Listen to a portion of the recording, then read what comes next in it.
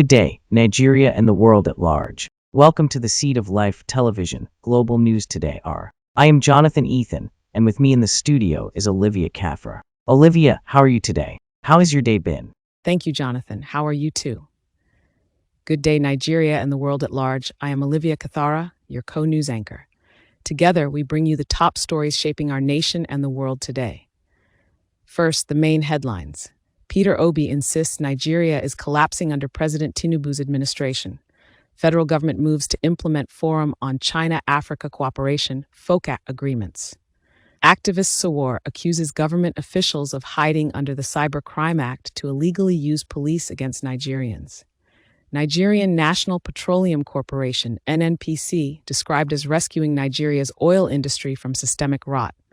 Plateau killings prompt the Inspector General of Police to order immediate deployment of assets and tactical squads. Governor Makinde pledges partnership with the U.S. on investments and education. Rivers State's sole administrator defies court by appointing 23 local government area administrators.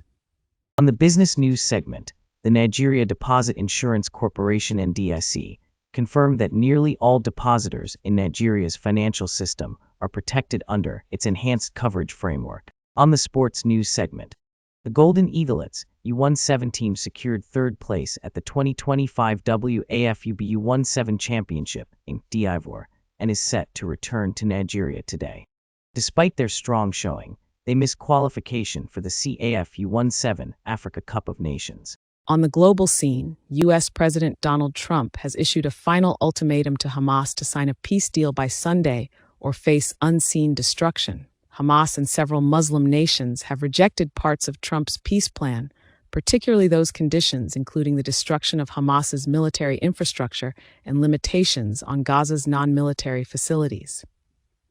The Israeli military has shifted to solely defensive operations in Gaza amidst ongoing strikes and tensions. Hamas has agreed to immediately enter negotiations for the release of all hostages following the U.S. peace plan. We will now take a short break, and when we return, we shall delve deeper into the details of the news in full. We plead with our viewers, if you have not subscribed to our channel, please take a moment to do so now. Press the subscribe button, click the notification bell, like, share, and make your comments. Thank you.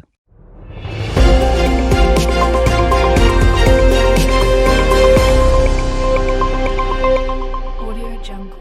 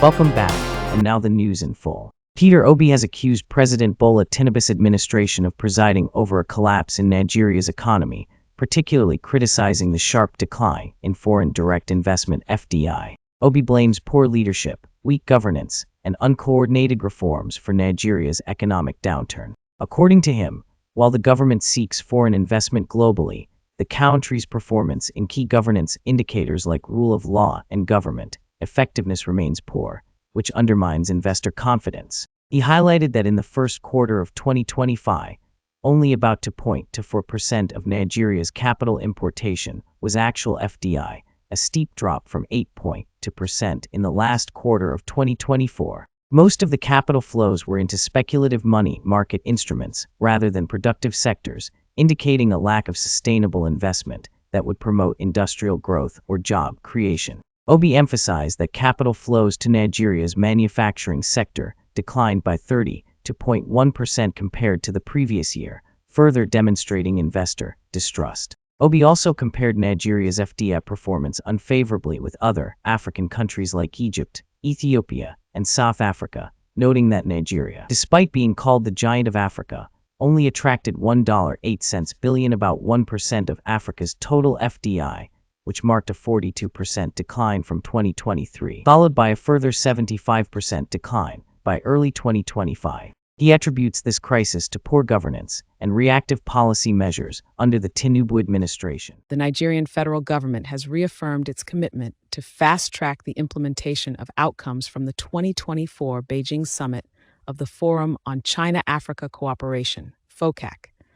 A high-level interministerial committee based in Abuja is tasked with translating memorandums of understanding, MOUs, signed during the FOCAC summit and President Tinubu's state visit to China into concrete developmental projects benefiting Nigeria.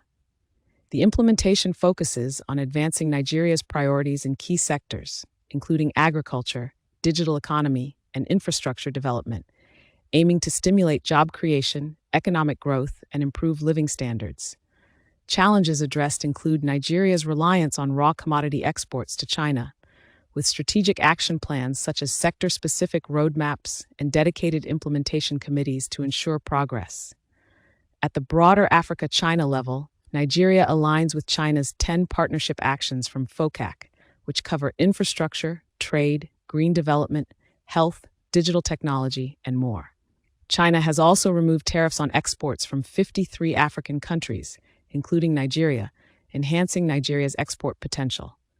Nigeria has committed over $8 billion to FOCAC projects over the past decade, with additional projects identified that prioritize sustainable infrastructure and economic diversification. This growing China-Nigeria partnership is framed as a comprehensive strategic alliance aimed at long-term bilateral engagement and shared modernization goals in sectors like technology, agriculture, education, and healthcare. Activist Omoyele Sowore has accused Nigerian government officials of misusing the Cybercrime Act as a tool to suppress dissent and silence critics. Sowore was arrested and charged under the Cybercrime Prohibition, Prevention, and so on Act for allegedly posting defamatory content about President Bola Tinubu, including calling the Inspector General of Police illegal. The charges are seen by many as an abuse of the law, originally intended to combat genuine cyber threats, but now used to target individuals critical of the government. Sowore's case includes multiple counts accusing him of spreading false information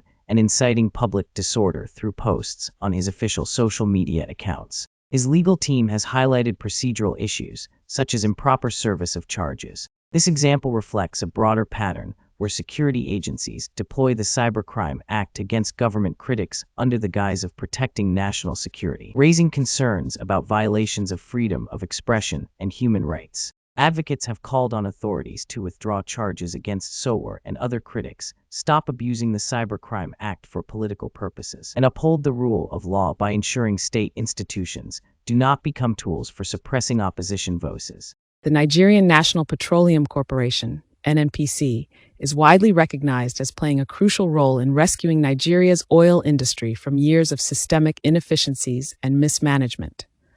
Under the leadership of CEO Bayo Ojulari, appointed in April 2025, NNPC has undergone significant reforms focusing on operational efficiency, transparency, and fiscal discipline, which have started producing measurable positive outcomes. Key achievements include a rebound in daily oil production from 1.485 million barrels in April to over 1.8 million barrels by mid-2025, marking the highest levels since late 2024.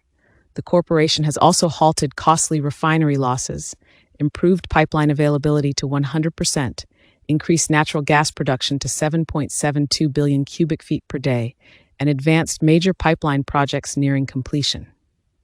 Additionally, coordinated security reforms have drastically reduced pipeline theft, a major challenge for Nigeria's oil sector. NNPC's push for transparency includes introducing monthly financial reporting, a first in its history, which has improved investor and public confidence. The corporation is also preparing for a partial initial public offering (IPO) to further boost transparency and capital inflow. The reforms align with President Bola Tinubu's energy agenda, targeting increased oil production to 2 million barrels per day by 2027 and 3 million by 2030, alongside gas production targets.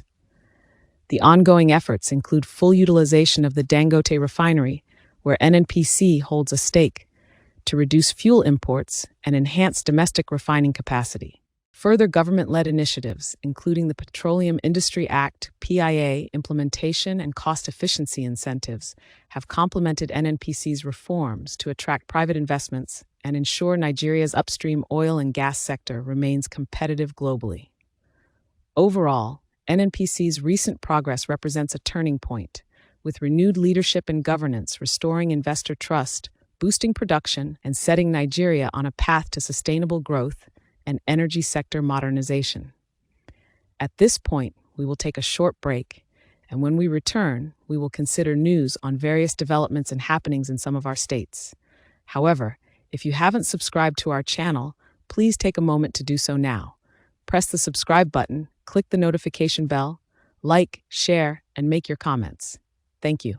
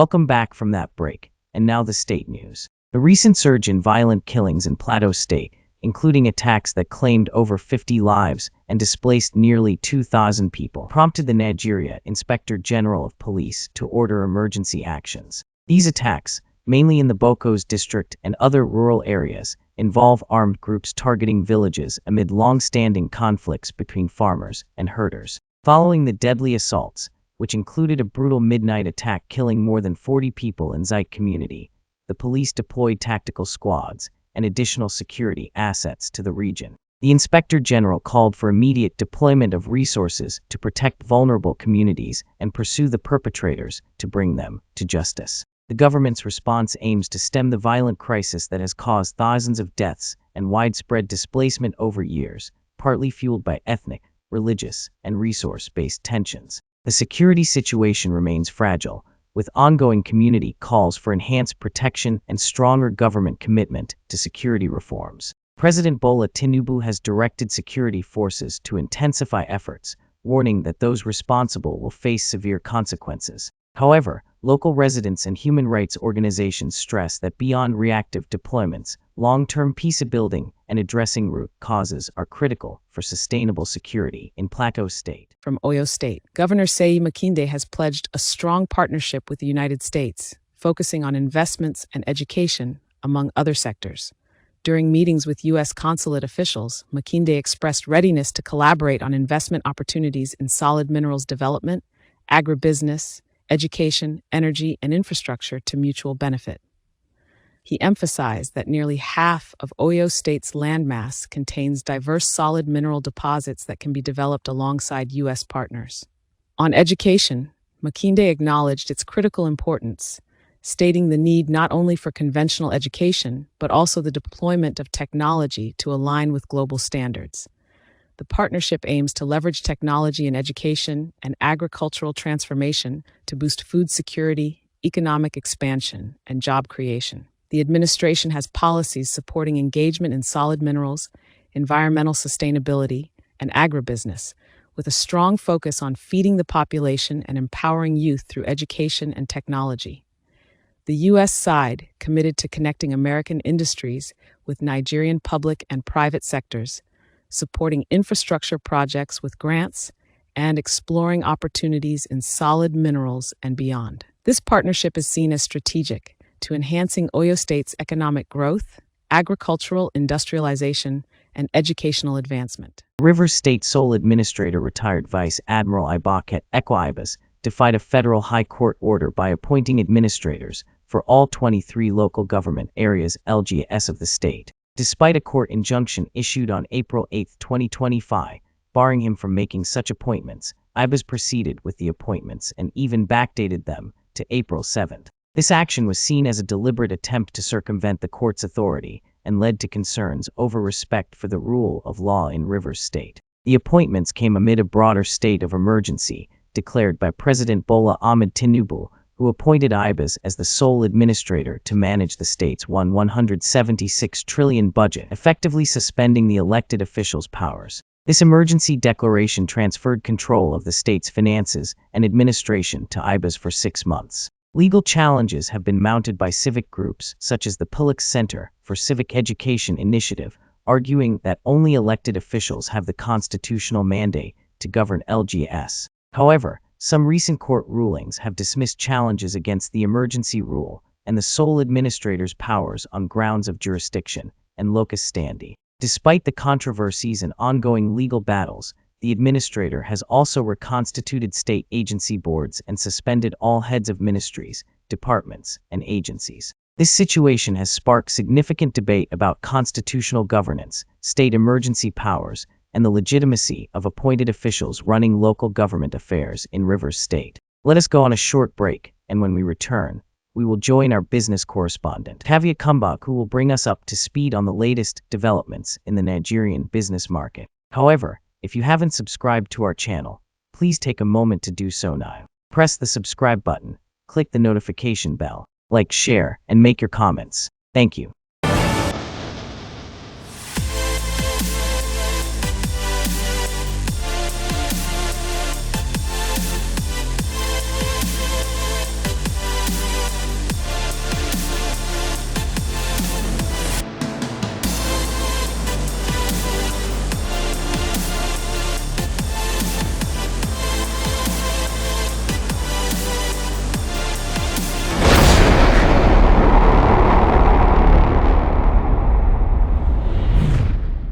Thank you, Jonathan and Olivia, and welcome to the Seed of Life Television Business News. I am Kavya Kumbha. The Nigeria Deposit Insurance Corporation, NDIC, has confirmed that nearly all depositors in Nigeria's financial system are now protected under its enhanced coverage framework. The MD CEO, Mr. Thompson Oludare Sunday, announced that 98.98% of depositors in deposit money banks, DMBs, 99.27% in microfinance banks, MFBs, 99.34% in primary mortgage banks, PMBs, and 99.99% in payment service banks, PSBs, are fully covered. The maximum deposit insurance coverage was increased from 500,000 to 5 million for DMBs, mobile money operators, and non-interest banks, while coverage for PSBs, MFBs, and PMBs was raised to 2 million. This expansion aims to provide stronger assurance to millions of Nigerians that their savings are safe, enhance public confidence, and support financial inclusion and stability. In case of bank failure, insured depositors are reimbursed up to the coverage limit promptly, while amounts above that are paid through liquidation dividends as bank assets are recovered. The NDIC's enhanced framework aligns with international best practices and reflects a commitment to protecting depositors while maintaining market discipline to prevent excessive risk-taking by banks. The NDIC also cautioned Nigerians to avoid unlicensed banks and Ponzi schemes, advising that deposits be placed only in Central Bank of Nigeria licensed financial institutions covered by NDIC insurance. This improved deposit protection is part of a broader regulatory and supervisory effort to stabilize Nigeria's banking sector. This is how far we can go on the business news today. We will now take a short break, and when we return, we will join our sports correspondent, who will bring us up to speed in the world of sports. However, if you haven't subscribed to our channel, please take a moment to do so now. Press the subscribe button, click the notification bell. Like, share, and make your comments. Thank you.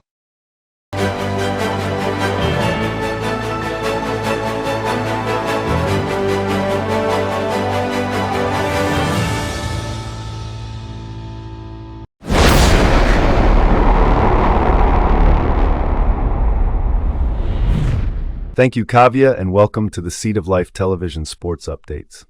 I am Thomas Samuel. The Nigerian Golden Eagles U17 team secured third place at the 2025 WAFU B U17 Championship held in Côte d'Ivoire by defeating Burkina Faso 2-0 in the third-place playoff. This victory came after a semi-final loss to Ghana, where Nigeria was beaten 2-0, ending their hopes of reaching the WAFU B final. Despite their strong performance and resilience in the tournament, the Golden Eagles missed qualification for the 2025 CAF U17 Africa Cup of Nations, as only the finalists qualified for that continental competition. The team's campaign showed attacking sharpness and professionalism in securing the bronze medal, with standout performances such as Ahmed Yusuf, who was named man of the match in the third-place game. The Golden Eagles are now set to return to Nigeria, concluding their sub-regional competition with a sense of restored pride despite the disappointment of missing the next-level qualifying tournament. This is how far we can go in the world of sports today. We now return to the news studio for the world news. Please subscribe to our channel if you have not. Press the subscribe button, click the notification bell, like, share, and make your comments. Thank you. Over to you, Jonathan and Olivia.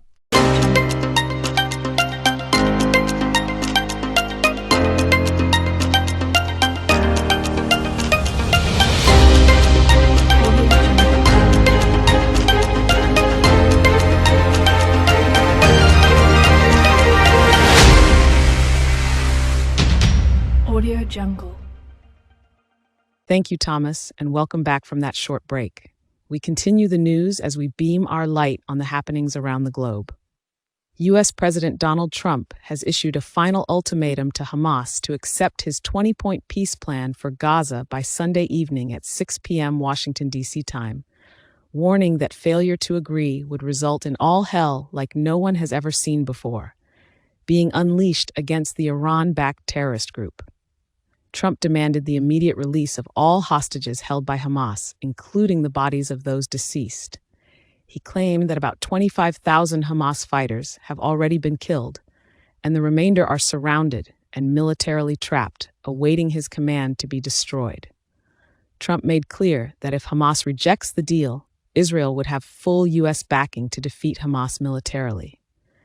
The 20-point plan accepted by Israel calls for Hamas to release all hostages within 72 hours of Israel publicly accepting the agreement. Only after this would Israel release Palestinian prisoners in exchange. The plan also requires Hamas to relinquish its control in Gaza and disarm, while Israel would cease military operations, withdraw from parts of Gaza, release hundreds of Palestinian detainees, and allow humanitarian aid and reconstruction. The territory would be overseen internationally under a framework supervised by Trump and former British Prime Minister Tony Blair. Hamas has expressed mixed reactions to the plan. It has accepted some elements, including the release of hostages according to the proposal's formula, and the idea of transferring power to a politically neutral Palestinian entity. However, Hamas has reservations about other parts of the plan, particularly those affecting Gaza's future and Palestinian rights. It insists these issues should be decided through a broad Palestinian consensus in line with international law. Hamas has notably not accepted the requirement to disarm and has called for more consultations among Palestinian factions. Regional mediators from Qatar, Egypt, and Turkey have urged Hamas to accept the plan immediately to prevent further escalation. Trump has emphasized that this is Hamas's last chance to negotiate peace and avoid severe consequences for its fighters and the region. This ultimatum and Hamas's partial acceptance create a critical juncture in the ongoing conflict, with the international community closely watching the developments leading up to the Sunday deadline. Hamas and several Muslim nations have rejected key parts of President Trump's zero-point peace plan, particularly the conditions concerning the destruction of Hamas military infrastructure and restrictions on Gaza's facilities. The plan mandates the complete dismantling of all Hamas military and terrorist infrastructure both above and below ground, including tunnels and weapon production facilities. This infrastructure is to be destroyed and not rebuilt, under the supervision of independent international monitors. The objective is to demilitarize Gaza, disabling Hamas's ability to launch attacks or maintain armed control. This requirement represents a significant point of contention because it effectively demands Hamas's disarmament and cessation of its military presence and power in Gaza. Additionally, the plan proposes a transitional governance structure where Gaza would be managed temporarily by a non-political Palestinian technocratic committee under international supervision, with a path toward a restructured Palestinian authority.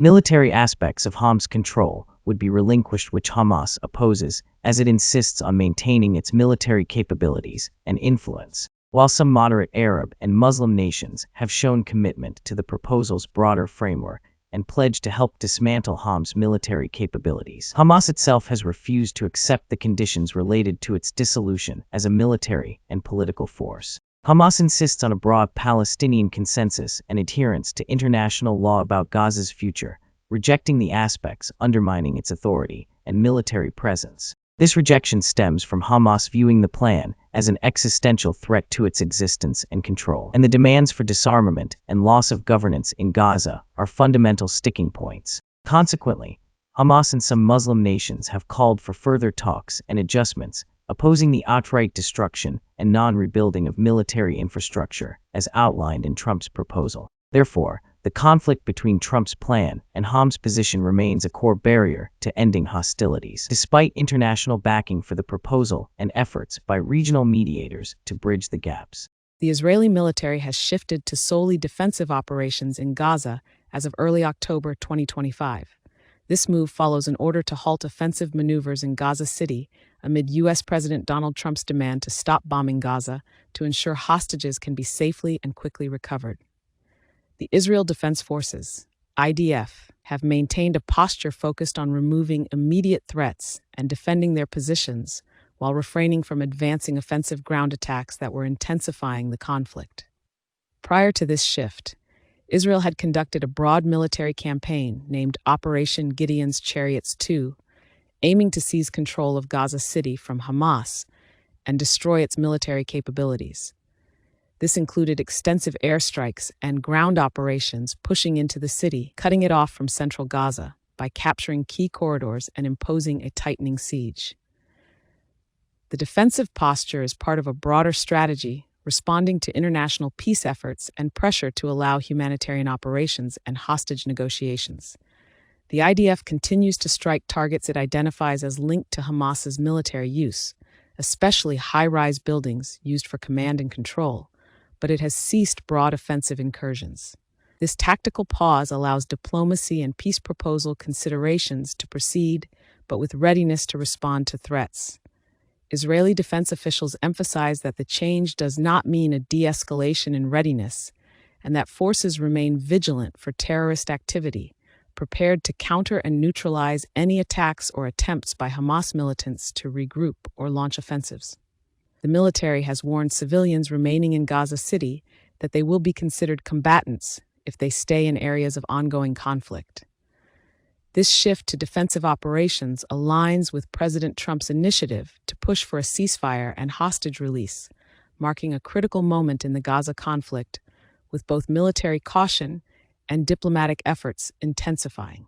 Eventually, Hamas has agreed to immediately enter negotiations for the release of all Israeli hostages following U.S. President Donald Trump's zero-point peace plan. The group confirmed its readiness to release all hostages, both living and deceased, contingent on the fulfillment of conditions specified in the exchange formula laid out in the plan. Hamas expressed willingness to commence negotiations through mediators promptly to finalize the details of the prisoner exchange and to work toward ending the conflict. The peace proposal calls for an immediate ceasefire and the release of all remaining Israeli captives held by Hamas, currently estimated to be around 48, with about 20 presumed alive. In return, Israel would release hundreds of Palestinian detainees, including those serving life sentences, once the hostage release is underway. Hamas also indicated readiness to transfer governance of Gaza to a technocratic body representing a Palestinian consensus, supported by Arab and Islamic nations. Although the group insists that the broader future of Gaza and Palestinian rights must be negotiated within a national and international legal framework. International mediators, including Egypt and Qatar, have welcomed Hamas's move as a positive step but substantial gaps remain that require further dialogue. U.S. officials have noted difficulties due to sporadic communication with Hamas military leaders and internal divisions within Hamas, which could complicate the final agreement. Meanwhile, President Trump has urged Israel to immediately halt bombing in Gaza to ensure the hostages' safe and swift release, calling the developments a critical opportunity for lasting peace. The international community is closely watching as these negotiations unfold amid cautious optimism, tempered by the complex realities on the ground and the high stakes of the hostage and peace process. This is how far we can go today on this segment. Stay with us as we bring you daily global news from this channel. Thank you for watching the Seed of Life Global News Hour. Please subscribe to this channel and hit the notification bell, like, share, and comment on the videos. Please be reminded that our other transmission continues by 7 p.m. West African time today. Before then, the programs shall be rolled out on our social media platforms. Have a great day.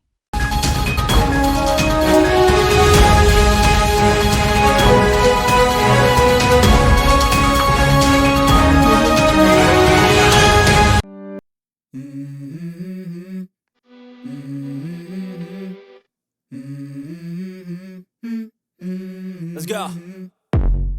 I wake up to a little bit of drool on my pillow, feel like it's gonna be a bad day. Yeah, I'm tired of shit, and the coffee ain't hit yet, damn, ain't that great.